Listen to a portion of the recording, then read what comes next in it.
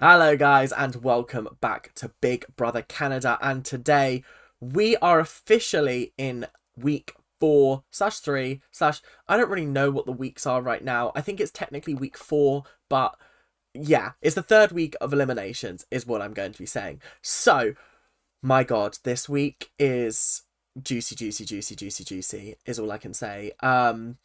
The last week brought us a backdoor eviction. The person who was going home from the start of the week ended up being saved from the block, and then someone else was backdoored and strong-armed out of the game. And I think the same is about to happen this week, except it's 10 times more brutal. This doesn't get easier. There's only 11 people left in the house now, and it's getting tougher and tougher to watch because people are starting to portray their allies in favour of alliances that I don't think have their back as much as they think they do. So before we get into the episode, I just want to say thank you guys very, very much for the support. These videos have been getting moderate views, and I'm very happy that you guys are enjoying. So if you are, make sure to keep on watching because I'm going to keep on making them. It gives me something to do, and it also sort of helps fill up space in the blank schedule. But I'm really enjoying this series, and I really hope you are as well. Remember, the link to watch is in the description. So if you are wanting to watch along, it is very, very fun. It is very, very dramatic, and I don't think you guys are going to regret it. So without much further ado, let's get into the video, shall we? So, I'm actually going to start by talking about the HOH competition. And there's a reason why, and it's because the stuff that happened after Donna's eviction, I want to save because it ties in with some of the other topics I'm going to be talking about. The HOH competition was very much musical chairs, but using spotlights. And also, it was just, you're not sure when it's going to happen. It could be minutes, it could be hours, it could be seconds. It was genuinely a really, really crazy game. Todd was out immediately, like first round out. But then they started to bring in some interesting distractions, let's just say. The first one was they were given food that they had to run out of the room to get if they wanted it. Then there was beer. Then there was like a massage by one of the ex-contestants. And then they also had slot passes, which means that if you were put on slot for the week, you could use it and you're free from it. And there was also an advantage, which I'll get into a little bit later. So the elimination order of this game was Todd first, Bailey was out second. I was gutted for Bailey because I really wanted Bailey to win this. Bailey is now a little bit of an underdog purely because people in the house are gunning for her when I don't think they should be. There are other threats in this house bigger than Bailey. Let's be 100% honest. Then we've got Dougie was out third. Lexus was out fourth. Elijah was out fifth. Tola was out sixth. And Matt was out seventh. So we've now got, I think, 3 people left. It was Avery, Kayla, and Vivek. Nobody wanted Vivek to win. Nobody wanted him to win. So when the advantage was like flouted about, they all ran and left the room to go get it, and Avery ended up getting it pretty much. And it was safety for the week, which is essentially immunity. That's a big, big prize. I think if Vivek had won it, he'd have just lost the race there and then. And I think this week would have gone slightly differently. Or maybe it would have gone the exact same, I don't know. But obviously, because Avery had safety, she didn't need the HOH competition. So therefore, she dropped out. And it was just down to Kayla and Vivek. Vivek won head of household. This is what happens quite often. When someone's put on the block and they're vetoed, the next week, they do their damnedest to try and win head of household, because then that puts them in the position of power. And that is exactly what has happened. So let's get into some gameplay, shall we? So unfortunately, Bailey feels like her game is drawing to a close. Everyone is kind of looking at her because obviously her and Vivek had a massive argument last week. And therefore, there's probably going to be a massive part of him that wants to put her up on the block. However, she's going to do her best to try and avoid that. I think she's right to be angry, and I will get onto this in a little bit, but I think Vivek putting Bailey up is a wasted opportunity. And I just don't think it's going to work out the way he wants it to. So she decides to go talk to him and is like, right, guys. No, she goes talk to the girls. Guys, do you want me to stay? And they're like, yes. And she's like, right, okay. She goes talk to Vivek and goes, look, before we had our argument, was I on your radar? And Vivek went, no. And she went, right, don't let that argument cloud your judgment. Go for the people that you think are gunning for you or going for your game, or can help you progress in this game. Because our argument, if you're nominating me for just an argument, that's a bit of a petty reason. You've got to be playing the game a little bit better. And I did kind of agree with her. I completely forgot about the argument because obviously it's been a while since I watched the episode. But I just think that putting her up is a really, really bad decision. But Vivek's going to do what he wants to do at the end of the day, so there's not really much he can do about it. So Vivek started talking to people, working out who he's going to put up. He's getting a little bit more pally with Matt. He made it clear that he wants to put Bailey and Elijah up. Elijah as a pawn, obviously, to get rid of Bailey. But I don't think that's going to work the way he wants it to, because when he told Elijah, you're going to be the pawn, Elijah wasn't very happy. He was like, I was happy to do it last week because, like it is what it is, but like I don't want to do it 2 weeks in a row because that doubles my chances of going home. It's fine for 1 week, but it's frustrating to hear that you want me to go up again. And I do agree with him. I think Elijah currently is a very dangerous person in the house because everyone kind of sees him as the pawn. And sometimes you've got to take out a pawn because they are very much a dangerous person in the game, because you always view them as the person you're saving over another person, and therefore that mindset never really changes, and they can make it to the end very easily. So there's a lot of layers of gameplay here. The next thing I wanted to talk about was him talking to Dennis. This conversation was particularly important because Dennis sees everything very, very clearly. He's very astute. He's a very, very good player. I didn't think I'd get on with him at first, but I think he's an incredible player. The only problem is he's putting his faith in Vivek, and Vivek is such a people pleaser that it's so frustrating to watch. Dennis is saying, look, your friendship with Dougie is not really a friendship, because look around the house. Dougie's got a good friendship with most people in the house.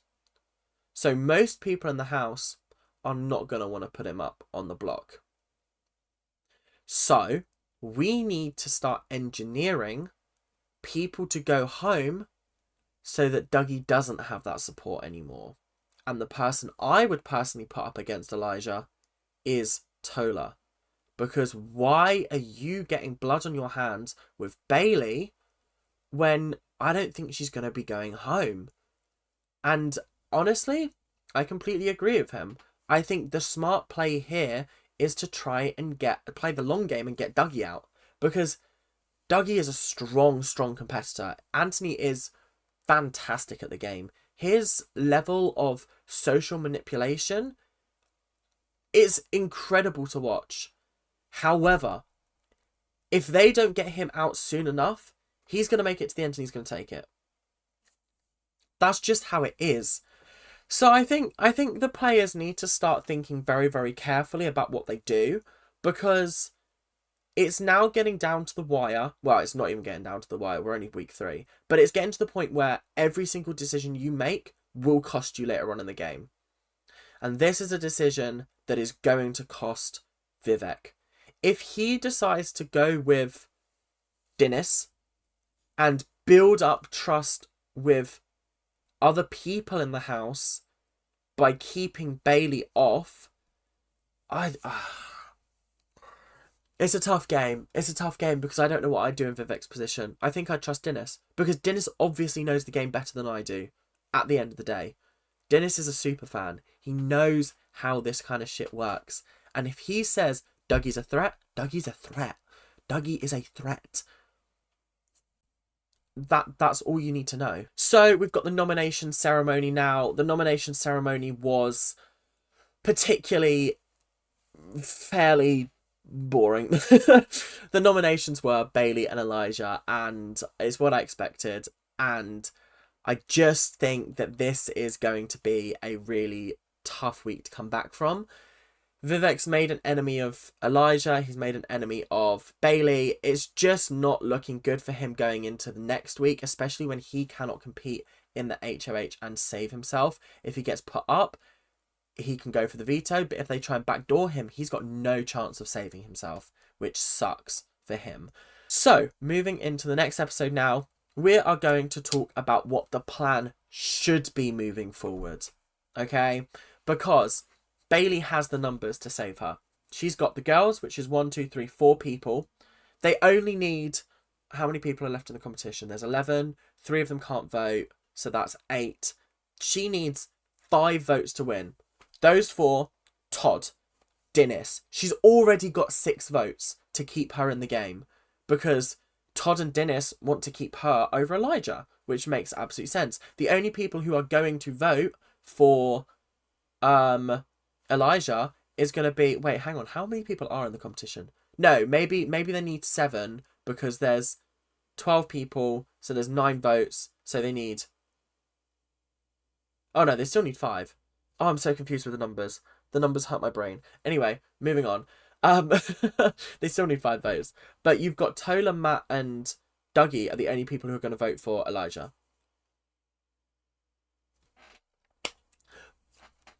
It doesn't make sense to put up Bailey when you know she's going to be saved and your pawn's going to be sent home. It just feels so ridiculous. So, like Dennis said, and he said this to Vivek later on in the game when obviously he caught wind of what Dougie was doing. He was like, we need to start taking Dougie out. There is no way in hell that we can let him get further in this game with all the allies that he's made. It's not okay. We need to prioritize our games, and I'm putting my game in your hands by being so close with you because you're public enemy number 1 still at the end of the day. No matter what people are telling you, they are still gunning for you. So I'm putting my game on the line in order to help you. Dennis is, like I said, a very, very strong competitor. And it really frustrates me that Vivek is just hearing him but not actually doing anything with this information. Like, how many times does he need to tell you Dougie's a threat before you realise Dougie's a threat? So, the veto competition was... It was alright. It was alright. It is what it is. It was interesting to watch for the most part, but it didn't really do anything for me. They basically had to lie on some beds whilst the time was off, and then when the timer started, they had 3 minutes to assemble their puzzle, and then before the timer ran out, they had to run back and be on the sunbeds, or they got eliminated. Or if they moved or got distracted from the sunbed, like, they'd just get eliminated. Nobody actually got eliminated. Everyone was quite good at this, but they did throw in a distraction of, like, a previous competitor. I've not seen Big Brother Canada before, so I don't know who this person was, but she seemed cool. She seemed lovely, so it is what it is. But the whole thing was gearing up towards Bailey being taken down.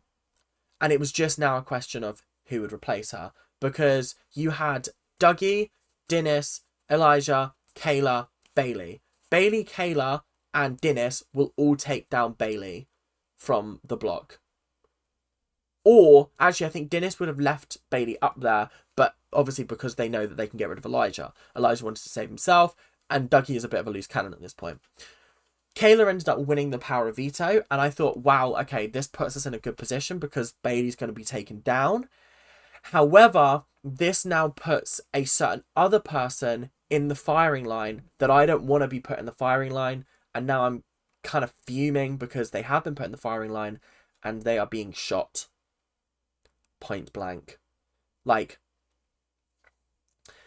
yeah, really rough, actually. Really rough. So, the whole conversation between Dougie, Kayla, V, and Vivek was tough to watch. Because Dougie and V, obviously they are like that. They're pretending not to be, but they are like that. And Dougie is very much like, we need to get rid of Dennis. And I'm like, because Dennis is trying to get rid of you, you're trying to get rid of Dennis, and Vivek knows about that from both sides. And I found it very, very interesting that he decided to tell Dennis this, but he didn't decide to tell Dougie that. However, Dougie, V, Kayla, Vivek, they formed an alliance. Do I trust this alliance? Not even slightly. I don't trust a word that comes out of V and Anthony's mouth at the moment. I think they are playing everybody in this game against each other and acting like they don't know anything about it. Is it a masterful gameplay? Absolutely, and it's fascinating to watch.